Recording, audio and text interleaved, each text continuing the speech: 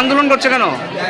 দেখুন, আমরা আমাদের বিশ্রামগঞ্জ দ্বাদশ শ্রেণী বিদ্যালয়ের শিক্ষিকা, পিজিটি শিক্ষিকা তানিয়া সাহা ম্যাডামকে আমরা জানতে পারি এই বিদ্যালয় থেকে ট্রান্সফার করা হয়েছে। আমরা এবার 12-এর স্টুডেন্ট, আমরা এবার ভোট দেবো। তাছাড়াও যারা 10 রয়েছে, 11-12 সবার জন্য আমরা মনে করছি তানিয়া ম্যাডামের একান্ত প্রয়োজন। বিদ্যালয়ের মধ্যে পিজিটি ইংলিশ টিচারের এমনিতেই আমাদের সংকট রয়েছে, তারপরেও আমরা শুনতে পেলাম নোটিফিকেশন এসেছে তানিয়া ম্যাডামকে আজকেই আমাদের বিদ্যালয়ে ছেড়ে চলে যেতে হবে। সেই কারণে আমরা 6, 7, 8, 9, 10, 11, 12 সকল ছাত্রছাত্রীরা এখানে আমরা তালা দিয়ে এখানে আন্দোলন করছি। কিন্তু আমরা যারা রয়েছেন তাদের কাছে একটাই দাবি, যাতে তানিয়া ম্যাডামের ট্রান্সফার লেটারটা যাতে সেখানে ক্যান্সেল করা হয়, তানিয়া ম্যাডামকে যাতে এখানে রাখা হয়।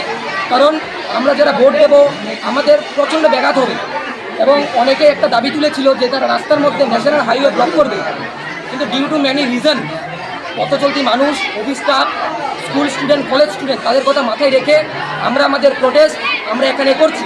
কিন্তু আমরা এটা বলতে চাইছি, যদি আজকে যেহেতু লাস্ট দিন উনার, যদি কিছুক্ষণের মধ্যে যদি আমরা স্থায়ী কোনো আশ্বাস না পাই, তাহলে কিন্তু আমরা আফটার 4th পিরিয়ডে আমরা কিন্তু রাস্তা অবরোধ করতে বাধ্য হব। And it is not for only hour problem, এটা সম্পূর্ণ বিদ্যালয়ের এটা প্রবলেম। শুধুমাত্র আমরা ভোট দিচ্ছি আমাদের এটা প্রবলেম এরকম না, 10, 11, 12 এটা সবার। তো আমরা একটাই আবেদন করছি, ম্যাডামকে যাতে বিদ্যালয়ে রাখা হয়, এটাতে তারা ভাবে, কারণ ম্যাডাম চলে গেলে আমাদের অত্যন্ত ব্যাঘাত হবে। আবারও বলছি, শুধু মানুষের কথা চিন্তা করে আমরা কিন্তু রাস্তা ব্লক করিনি। আমরা হঠাৎ করে আজকে জানতে পেরেছি আজকেই ম্যামে চলে যাচ্ছে, তার জন্য অনেক রিজনের কারণে আমরা কিন্তু এখানে আমরা করতে পারিনি, আমরা এখানে করছি। কিন্তু যদি আমাদের যে চিন্তাভাবনা যে মানুষের কারণে মানুষের ক্ষতি হবে, এই কারণে আমরা এখানে প্রতিষ্ঠা করছি, এই ভেবেও যদি আমাদের ট্রান্সফার লেটার ম্যামকে যদি ট্রান্সফার যদি মানে করেই দেয়, তার পরবর্তী সময় কিন্তু আমরা রাস্তা ব্লক করতে কিন্তু আমরা বাধ্য হবো। কারণ কথা আমরা চিন্তা করবো, এই বিদ্যালয়ে কি মানে শিক্ষক সংকট রয়েছে?